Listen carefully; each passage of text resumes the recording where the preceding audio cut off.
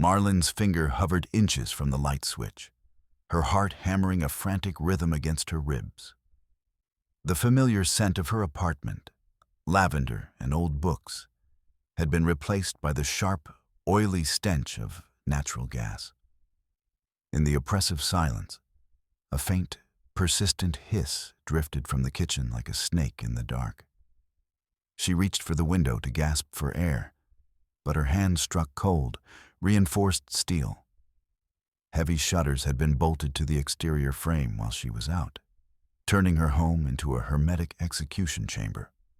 Across the street, the engine of a black SUV idled with a low, predatory growl, its headlights cutting through the New Orleans humidity like two unblinking eyes. A figure leaned against the driver's side door, calmly checking his watch as he stared up at her third-floor window. Marlene realized then that the millions of dollars she had found missing from the charity ledgers weren't just numbers on a screen. They were the price of her life. The man outside wasn't waiting for an accident. He was waiting for the spark. Marlene Dupree rubbed her eyes, the salt from her tear ducts stinging against lids, inflamed by hours of staring at the blue light glare of the monitor. On the wall of the Quarter Renaissance Foundation office, the second hand of the clock jerked forward, a mechanical insect crawling past midnight. Fluorescent tubes hummed overhead, casting a clinical, pallid light that stripped the warmth from the room and turned the stacks of receipts and bank statements into jagged white mountains. Marlene's fingers moved with a rhythmic, percussive cadence across the keys of her calculator, a frantic drumming that echoed down the empty, darkened hallway. The air in the small office felt stagnant, a thick soup of dust, old parchment, and the scorched plastic scent of a hard drive pushed to its limits. She peered into the columns of the annual balance sheet, her mind a sieve trying to catch the elusive figures that would make the debit and credit align before tomorrow's audit. But the final sum remained a ghost. Slipping through her mental grasp, the mouse cursor hovered, a steady pulse over a single line in the spreadsheet. And Marlene felt a sudden, icy trickle of sweat slide down her spine. Nestled between mundane entries for utility bills and timber shipments, a series of massive transfers stood out like open wounds. The money had flowed into accounts belonging to entities named Globe Tech and Vector M. Marlene clicked the hyperlinks, her jaw tightening as she hunted for a physical address or a corporate headquarters. But the digital trail led only to 404 errors and registration data buried in the opaque depths of offshore tax havens. Her palms grew slick against the plastic of the mouse. There were no contracts, no service agreements, no physical reality to justify the millions of dollars exiting the foundation's coffers. As she bypassed the primary ledger to open the hidden registry tabs, a labyrinthine network of shell companies and fictitious payments sprawled across her screen, a map of systemic theft. Marlene opened a second window, her eyes darting between the transaction dates and the public schedule of Elias Thorne. A sickening clarity took hold as she traced the path of the money. Millions intended for the broken schools and crumbling clinics of New Orleans vanished from the Foundation's books, only to reappear after a series of dizzying hops in trust funds tied directly to Thorne's name. His signature, once a symbol of prestige on routine memos, now looked like a confession on every fraudulent authorization. Her throat turned to ash, and the pulse in her temples began to hammer with the force of a lead pipe against a bell. Each keystroke confirmed the rot. Elias Thorne, the man poised to lead the city as its next mayor, had spent years treating the Quarter Renaissance as a private trough, feeding his ambition with funds meant for the city's most desperate residents. Her fingers trembled as she fished a small, silver thumb drive from the depths of her leather bag.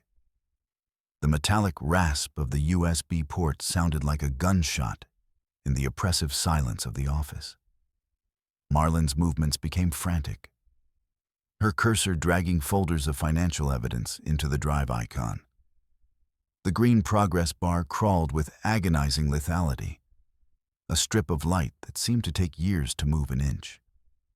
She cast glances over her shoulder at the heavy office door, her imagination populating the hallway with the heavy tread of security guards. Every hum of the air conditioning unit made her jump. When the transfer finally chirped its completion, she yanked the drive out and shoved it deep into her blazer pocket, the cold weight of the metal pressing against her thigh like a brand. The night air hit her with the force of a physical blow as she stepped onto the gravel parking lot. The wind, damp with the humidity of the Mississippi, cut through her suit as she hurried toward her sedan, the stones crunching beneath her heels like breaking bone. The moment the key turned in the ignition and the engine coughed to life, two blinding points of light erupted in her rearview mirror. A massive black SUV, its windows as dark as obsidian, rolled slowly from its parking space. It maintained a surgical distance, a predator keeping pace with a wounded animal. Marlene gripped the steering wheel until her knuckles turned white, her breath hitching as she swung the car onto the main boulevard. The SUV mimicked her every move, drifting through the pools of yellow light cast by the street lamps, never closing the gap, but never letting her go. The following morning, Marlene froze at the threshold of her office, her gaze fixed on the mangled remains of her desk drawer. The wood had been splintered where a pry bar had forced the lock.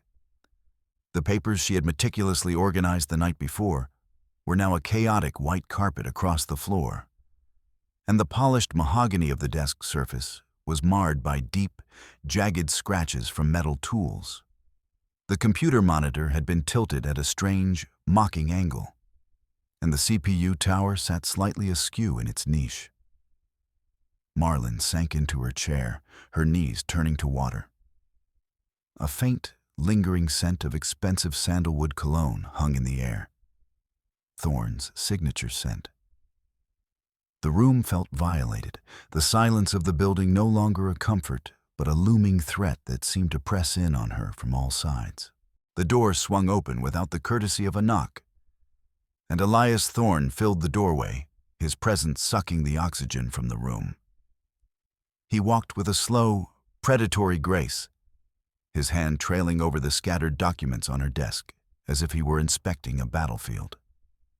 He stopped directly across from her, leaning down until Marlene could see the cold, metallic gray of his irises. His hand came down on her shoulder, his grip tightening into a vice that felt as though it could crush bone. In a low, silk-wrapped voice, he began to speak of the city's future, of the sacrifices required for true progress and the absolute necessity of loyalty.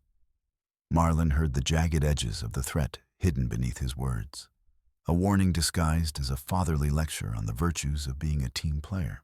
Marlene caught the Foundation system administrator in the cramped, humming corridor of the server room, her hand clutching the printouts of the GlobeTech transfers. When she whispered her request to trace the final destination of the funds, the man's face drained of color, turning a sickly, translucent gray. He jerked his arm from her grasp, his eyes darting toward the security cameras with frantic desperation. He stammered about his pension, about his children, about his need to simply survive another year. Sweat beaded on his upper lip as he looked at the Foundation's logo on the wall, as if it were a crucifix and she were the devil. He backed away from her, treating her like a leper, before slamming the heavy, soundproof door of the server room, leaving Marlene standing alone in the sudden, ringing silence of the hallway. The key turned in the lock of her apartment, and Marlene stepped into the familiar darkness of her foyer. But the expected scent of lavender and old books was gone, replaced by the sharp, oily stench of natural gas. She instinctively clamped a hand over her mouth and nose, a dull, thumping ache already beginning to bloom behind her eyes. Her heart hammered against her ribs as she heard it, a faint, persistent hissing coming from the kitchen. She froze, her finger hovering inches from the light switch, the realization hitting her that a single spark would turn the apartment into a pressurized bomb. The shadows of her living room felt thick and viscous, a shroud concealing a death trap prepared with surgical precision by hands she hadn't seen. Marlene crept toward the kitchen on her tiptoes, her eyes watering. All 4 burners on the stove were turned to their maximum setting, the dials pointing toward the ceiling, though no flame flickered. She lunged for the window to throw it open, but the handle wouldn't budge. She yanked until her muscles screamed, but it was deadlocked. Racing to her bedroom, she saw the truth through the glass. Heavy steel shutters had been bolted to the exterior frame, sealing the apartment tight. She slammed her fist against the pane, but the sound was a dull, armored thud. Her breathing grew shallow, black spots dancing at the edges of her vision as the oxygen vanished. The apartment had been transformed into a hermetic execution chamber, a silent box designed to swallow her whole. Marlene threw her entire weight against the front door, the wood splintering as she burst out onto the landing, gasping for the cold, stale air of the hallway. She stumbled down the stairs, her lungs burning, and collapsed onto the sidewalk under the dim glow of the streetlights. When she looked across the street, the black SUV was there, its engine idling with a low, rhythmic growl. A figure in a dark jacket stood by the driver's side door, making no effort to hide. The man stared directly at her third-floor windows, his expression unreadable. He slowly raised a hand to adjust his collar, his gaze locking onto hers with a chilling, evaluative stillness. Marlene realized then that he wasn't there to kill her. He was there to watch her realize that Thorn owned the very air she breathed. Marlene pressed her back against the rough, cold brick of an alleyway, retreating into the deep shadows. The image of Elias Thorn burned in her mind. A man whose influence had metastasized through the police departments, the courts, and the mayor's office, until the city was little more than his personal estate. Her hand went to her pocket, the hard edges of the thumb drive grounding her, clearing the fog of panic from her brain. The traditional avenues of justice were barricaded by Thorn's payroll. If she wanted to survive, if she wanted the truth to breathe, she would have to step outside the lines she had spent her life protecting. She gritted her teeth, the fear in her chest hardening into a cold, sharp blade of resolve. Marlene hammered her fists against the weathered oak of the apartment door until it finally creaked open, held by a short brass security chain. Sarah's face appeared in the gap, her eyes puffy with sleep and her dark curls a tangled mess. Marlene practically fell into the hallway, which smelled of toasted bread and the metallic tang of old newsprint. She grabbed Sarah's wrists, her fingers like ice against the other woman's skin. Marlene fumbled the silver thumb drive from her pocket, holding it up in the amber glow of a wall sconce while she whispered frantically about Globe Tech, Vector M, and the millions of dollars hemorrhaging from the foundation. Sarah's gaze dropped, her eyes tracing the scuffs on the linoleum floor, and Marlene watched the journalist's lips tremble, a rare crack in her professional mask. Sarah buried her face in her hands, a jagged sob breaking from her throat that spiraled into a heavy, rhythmic weeping. She led Marlene to the small kitchen table where a stack of medical invoices sat. The letterhead for the St. Jude Specialized Care Clinic was unmistakable, but it was the gold-embossed seal of Elias Thorn's personal office on the bottom of each page that made Marlene's stomach turn. The checks covered everything: the ventilators, the round-the-clock nursing, the experimental drugs keeping Sarah's mother alive. Sarah shook her head slowly, her hand trembling as she pushed the thumb drive back toward Marlene. The metal slid across the table like a live coal. A wall of debt and terror had risen between them, and the shrill whistle of the kettle on the stove drowned out Marlene's desperate pleas for her friend to do the right thing. Marlene burst into the open-plan floor of the Quarter Renaissance Foundation, her palms slamming against desks cluttered with blueprints and donor lists. She called for a meeting, her voice projecting toward the conference room. But the sound was swallowed by the frantic clatter of mechanical keyboards and the steady, industrial hum of the air conditioners. A programmer she had shared coffee with just yesterday kept his head down, his eyes glued to a line graph as if he were trying to disappear into the data. Marlene saw the receptionist jerk her headset into place, hiding behind a fortress of manila folders. The office felt as though it had been packed with wool. Marlene's gestures grew larger, her demands for attention more shrill. But she met only the stony backs of her colleagues and the rhythmic, uncaring thud of the photocopiers. The elevator doors hissed shut, sealing Marlene inside the small, mirrored box and away from the silent judgment of the office floor. Suddenly, the head accountant slammed his palm against the emergency stop button.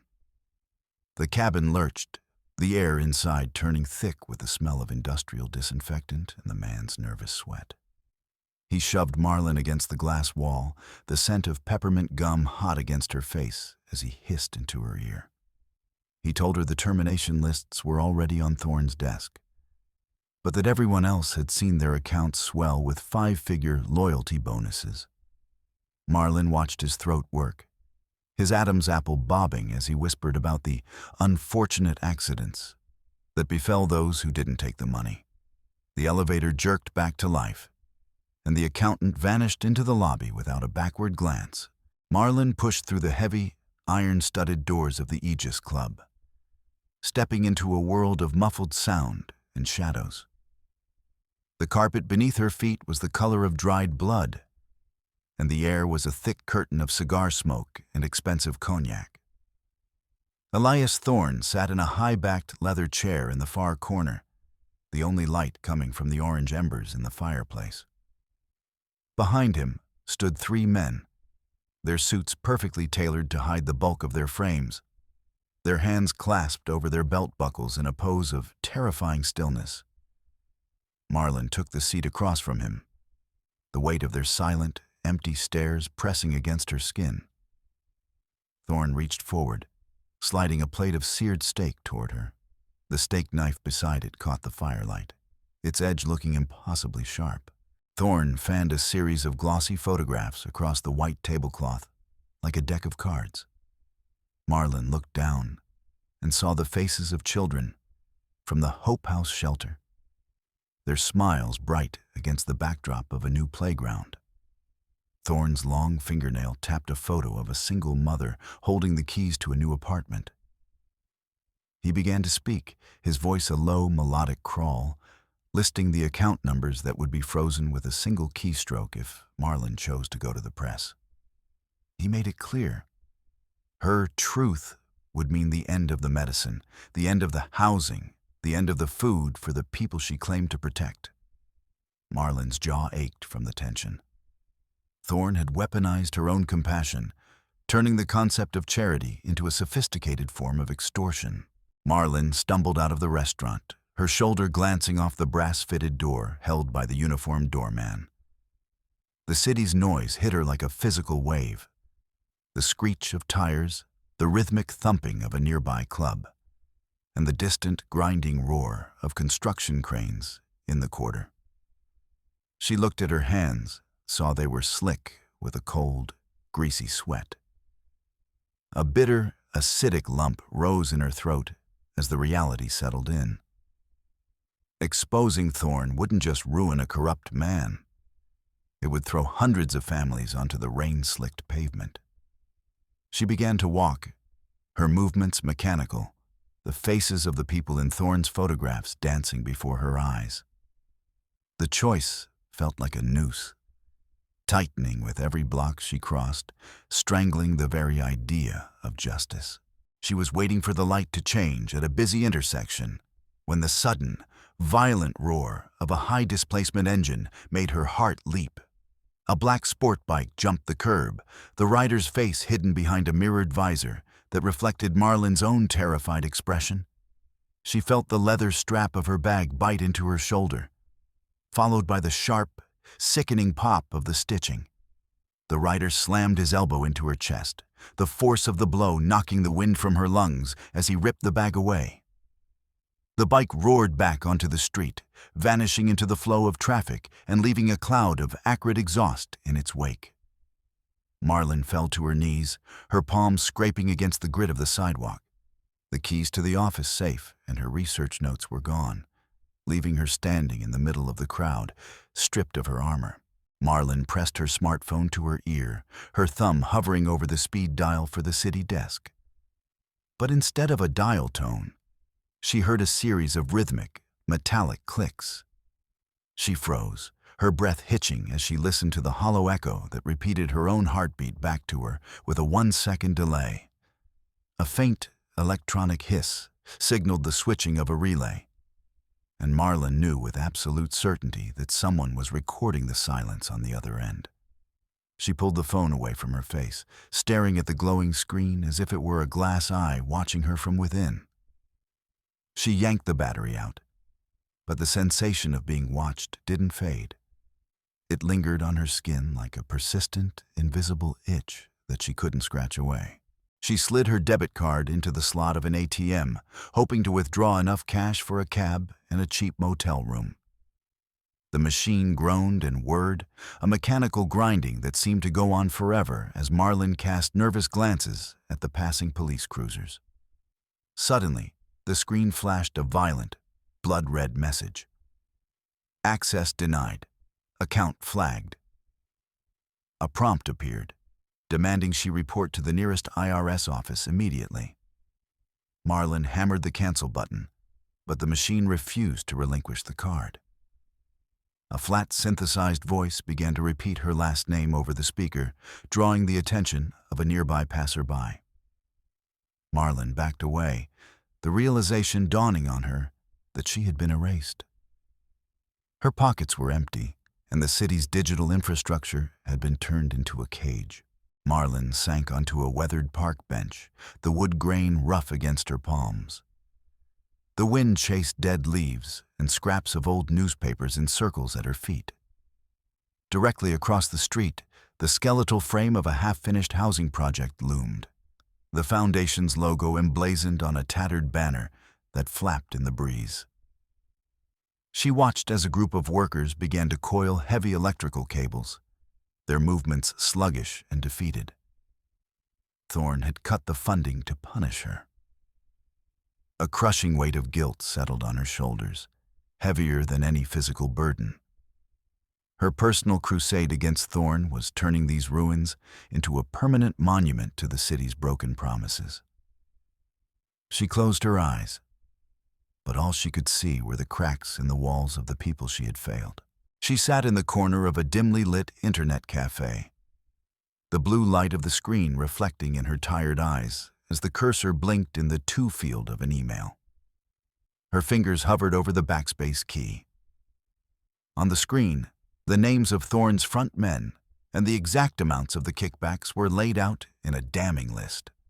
She remembered the frozen, predatory look in Thorne's eyes and knew that clicking send would be the end of everything. For her, for Sarah, and for the families in the quarter. Marlene held the backspace key down, watching as the letters vanished one by one, the white space devouring the truth until the page was blank again. She snapped the laptop shut and walked out into the humid New Orleans night, feeling like a hollow shell that Thorne had finally succeeded in breaking. Marlene stepped out of the taxi, her heels clicking against the pavement in front of the massive wrought iron gates of the mansion. Granite lions flanked the entrance, their stone mouths frozen in a snarl under the harsh glare of the security floodlights. The driveway was choked with heavy black barriers, manned by Thorne's security detail in charcoal gray uniforms with gold-braided collars. Their leather duty belts creaked as they moved, their white-gloved hands performing a methodical, invasive search of every arriving limousine. The air was thick with the smell of exhaust, expensive cologne, and the faint, sweet scent of the magnolias. The guards stood like statues, blocking the path to the glowing portal of the mansion, where a silk banner bearing the gold magnolia crest fluttered in the breeze. Marlene froze inside the glass and steel frame of the metal detector as the machine emitted a sharp, piercing wail. A massive guard with a face like carved granite stepped into her path, his hand extended for her clutch bag. He reached inside and pulled out a slender, ivory-handled letter opener, a small piece of home she always kept with her. He held the blade up to the light, testing the point with a calloused thumb, before dropping it with a heavy, metallic clatter into a plastic bin for confiscated items. Marlene felt her shoulders go numb under his flat, unblinking stare as he moved his finger down an electronic tablet, marking her name in a bright, digital red. She slipped into the sanctuary of a marble-lined restroom, the air thick with the cloying scent of fresh lilies. Her breathing was a series of shallow, jagged gasps as her fingers hunted for the secret seam she had sewn into the heavy, silk lining of her gown. She pulled a tiny, silver rectangle from the fabric, the backup thumb drive. The metal was cold against her skin, the surface marred by the scratches she'd made while ripping it from the server. She pressed the drive into the center of her palm, feeling the sharp edges bite into her flesh before tucking it into the tight crevice of her corset.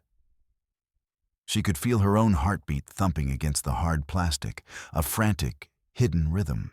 Marlene stepped into the side gallery, only to have Elias Thorne materialize from the shadows of a heavy tapestry, cutting off her path. He didn't say a word at first, but the sheer weight of his presence seemed to pin her against the wall. He reached out and shoved a heavy, leather-bound folder into her hands, the edges trimmed in polished gold. The scent of fresh ink and expensive tobacco clung to the pages. Thorne's fingers tightened over hers, forcing her to grip the folder. She glanced down and saw the text, a speech filled with hollow praise for his vision, a script designed to turn her into a puppet for his propaganda in front of the city's most powerful families. Thorne leaned in, his lips inches from her ear, his breath hot and smelling of mint and malice. He pulled a folded document from his breast pocket and snapped it open in front of her face. Marlene's heart skipped as she saw her own signature at the bottom of a series of fraudulent invoices for construction materials, signatures she had never written. Thorne informed her, his voice a low, terrifying purr, that a warrant for her arrest was already sitting on a prosecutor's desk, waiting for a single phone call. The room seemed to tilt as she stared at the perfectly forged numbers that transformed her into a common thief. Thorne smiled, a slow, ugly expression, watching the color drain from her face. The head of Thorne's security detail cornered her in a narrow, dead-end hallway beneath the grand staircase, where the air smelled of floor wax and old dust. He slammed a heavy hand against the wall above her head, his massive frame blocking the only exit. He spoke in a low, gravelly tone, demanding she hand over the drive before the handcuffs came out. He made it clear he would arrest her right there, among the marble statues, if she didn't comply. Marlene saw the dull glint of the steel cuffs on his belt and heard the static-filled reports coming from the radio on his shoulder. She pressed her back into the cold stone of the wall, the guard closing the distance until she could feel the heat radiating from his chest. Marlene's eyes darted to a heavy silver service cart nearby, stacked high with crystal flutes and magnums of champagne. With a sudden, violent shove, she sent the cart's casters screaming across the floor and into the guard's shins. The sound was a deafening explosion of breaking glass and splashing liquid, drowning out the man's shout of pain. Marlene didn't wait. She ducked under his arm and sprinted back toward the main ballroom, diving into a sea of lace masks and black tuxedos. She wove through the dancing couples, the heavy silk of her hem snagging on polished shoes. The gold light of the chandeliers was a blinding blur, but she kept moving, becoming just another anonymous splash of color in the crowd, while Thorne's men struggled to push through the wall of guests. She stopped for a second behind a fluted column, her eyes locking onto Sarah, who stood just a few feet away in a vibrant red dress. Sarah was standing with a terrifying, rigid posture, her knuckles white as she gripped a champagne glass. Standing beside her was Thorne's personal assistant, his head tilted as he whispered something into her ear, his eyes scanning the room.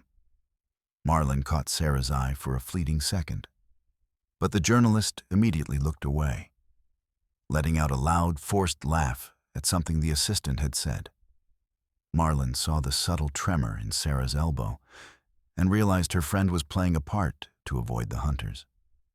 The coldness of the snub made Marlene feel more isolated than she ever had in her life.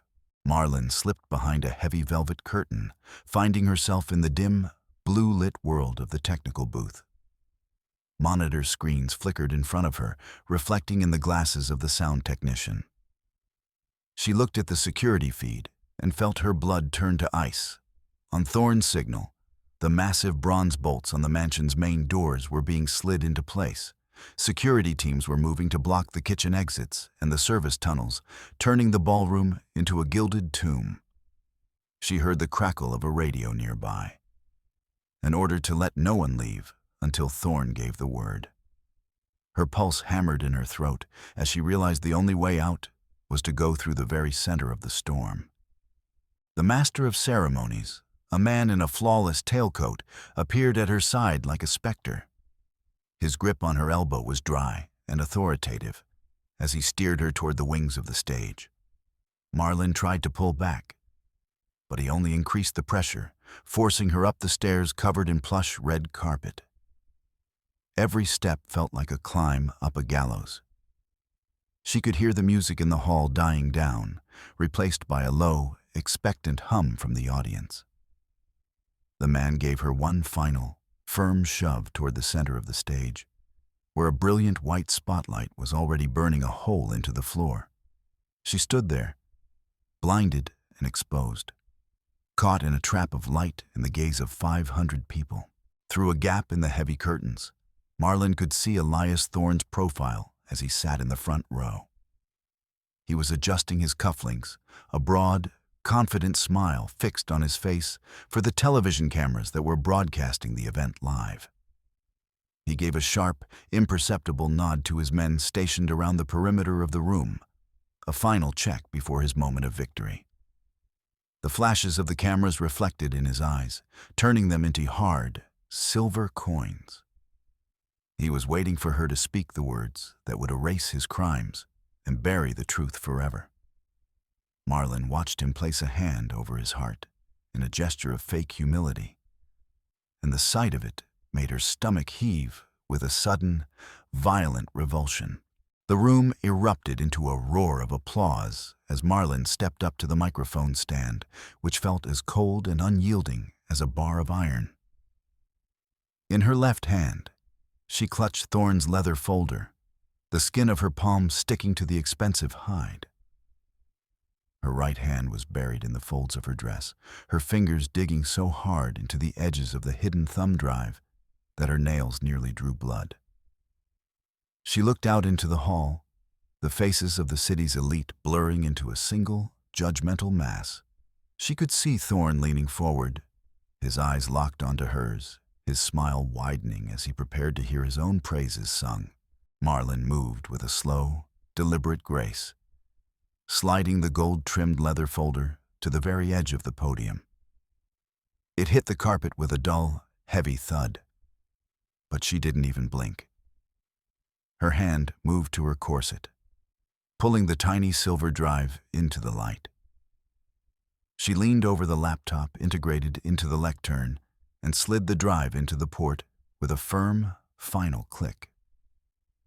The blue LED on the drive began to pulse, a tiny heartbeat of data that reflected in her eyes. As she moved the cursor toward the launch presentation icon, she felt the vibration of the mansion's massive sound system beneath her palms, a low-frequency hum that seemed to sync with her own racing heart. She leaned into the microphone, the metal mesh cold against her lips, and a sharp, agonizing squeal of feedback tore through the ballroom's silence. Instead of the scripted lies, she began to speak in a voice that was flat, hard, and impossibly loud. $7,200,000, Globe Tech, $3 million, Vector M. The figures echoed off the ornate ceiling, hitting the guests like physical blows.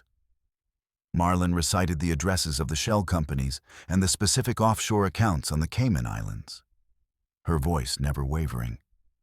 She watched the color drain from Elias Thorne's face as she began to list the exact dates of the transfers, each one corresponding to his personal luxury travels.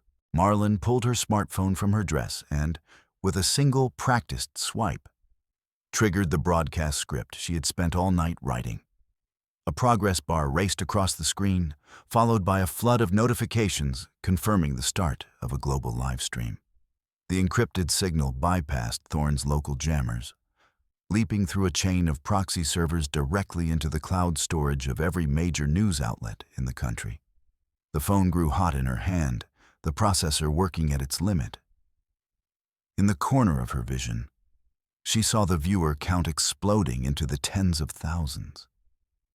She raised the phone high above her head, the camera lens capturing Thorne's face, a mask of pure, unadulterated rage. Behind her, the massive plasma screens on the stage flickered to life, drowning the room in a harsh, clinical white light. Damning bank statements sprawled across the displays, Thorne's bold, distinctive signature highlighted in a violent, digital red. The images shifted, replacing the glossy blueprints of schools with photographs of rotting support beams and crumbling foundations in the city's poorest wards. Marlene watched the expressions of the women in the front row turn from confusion to disgust as they saw the black mold in the children's bedrooms their donations were supposed to have fixed. The ballroom was no longer a place of celebration. It was a courtroom, and the evidence was burning into the retinas of everyone present. Elias Thorne surged to his feet, his chair crashing backward onto the parquet floor with the sound of a gunshot. His face was a dark, bruised purple, the veins in his neck bulging like thick, blue cords. He jabbed a finger at Marlene, his voice a ragged, guttural scream as he barked orders at his security detail. The men in charcoal uniforms began to plow through the tables, knocking over crystal centerpieces and shoving guests aside in their desperation to reach the stage. Marlene watched as Thorne lunged toward the projector cables, his hands clawing at the wires in a frantic attempt to kill the images. The air in the room grew thick with the smell of ozone and the raw animal scent of panic. A sudden, blinding staccato of camera flashes filled the room as hundreds of guests raised their phones, recording the collapse of Thorne's carefully constructed world. Marlene kicked off her heels and, gathering the heavy silk of her skirts, leaped from the edge of the stage into the crowd. The scent of expensive powder and sweat swirled around her as she ducked between the backs of the terrified socialites. Thorne's guards were bogged down, unable to use force against the city's wealthiest citizens who were now a wall of witnesses. Marlene felt a hand on her shoulder, a stranger guiding her toward a side exit.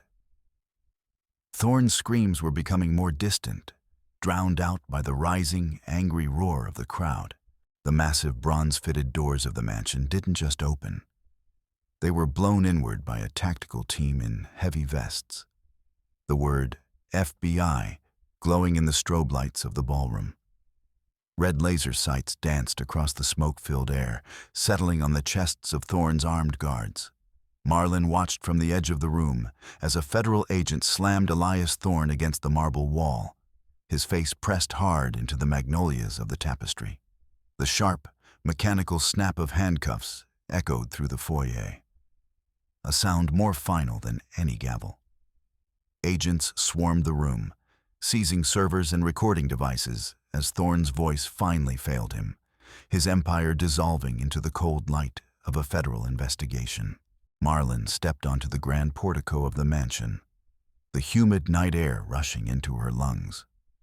The world outside was a chaotic sea of blue and red lights, with television crews and journalists swarming the driveway like locusts. She saw her former colleagues from the foundation standing near a police perimeter, their faces illuminated by the rhythmic pulse of the sirens. There was no gratitude in their eyes, only a cold, sharp resentment. The receptionist turned her back, and the head accountant stood with his arms crossed, his expression one of pure hatred. Her truth had just vaporized their livelihoods. Marlene walked toward them, but the crowd of her former friends parted as if she were a ghost, leaving her to stand in a circle of absolute silence. A month later, Marlene stood on the cracked sidewalk across from the Quarter Renaissance building. The windows were boarded up with rough plywood, and a tattered strip of yellow crime scene tape fluttered in the breeze. She watched a worker in a stained jumpsuit use a crowbar to pry the bronze plaque bearing her name from the stone facade. The metal gave way with a screeching, tortured sound, leaving behind a dark, rectangular scar on the masonry. The foundation was a hollow shell, its assets frozen and its reputation poisoned by Thorne's greed. Marlene felt the grit of the city's dust on her skin as she watched the physical remains of her career being tossed into the back of a dumpster. She hauled the last of her cardboard boxes into a small, cramped room on the edge of the city, where the air smelled of stale plaster and cheap floor wax. The only window looked out onto the gray, windowless wall of a warehouse, blocking out the sun. The legal fees from the tidal wave of lawsuits had stripped her bank accounts to the bone. Marlene sat on the edge of the narrow bed, the springs groaning in a long, rhythmic protest. Her suitcase sat in the corner, still packed with the silk dresses of a life she no longer recognized. The silence of the neighborhood was heavy and oppressive, a stark contrast to the buzzing central offices she had once commanded. Marlene was walking down a broken stretch of sidewalk in the quarter when a woman in a faded work apron called out her name. It was the mother from Thorne's photographs, but her eyes were different now. They held a quiet, steady strength. The woman took Marlene's hand, her palm rough with calluses, and squeezed it with a warmth that traveled up Marlene's arm. Behind her, the rhythmic thud of hammers and the high-pitched whine of a saw signaled that work had finally resumed on her housing complex, funded now by the recovered assets of the investigation. Marlene watched the woman's children playing in a pile of clean sand and felt a sudden, sharp clarity. The truth hadn't just destroyed. It had cleared the ground for something that could actually hold weight. She sank onto a wooden bench in the city park, letting the last golden rays of the sun warm her face. The wind moved through the ancient oaks, a soft, whispering sound that felt more honest than any speech she had ever heard. Marlene looked at her hands, empty of the gold rings and the expensive watch she'd had to sell, and felt a strange, buoyant lightness in her chest. A small smile touched her lips as she watched the people around her, their faces open and unafraid. Elias Thorne was a ghost in a prison cell, and for the first time in her life, Marlene felt like the air she was breathing finally belonged to her.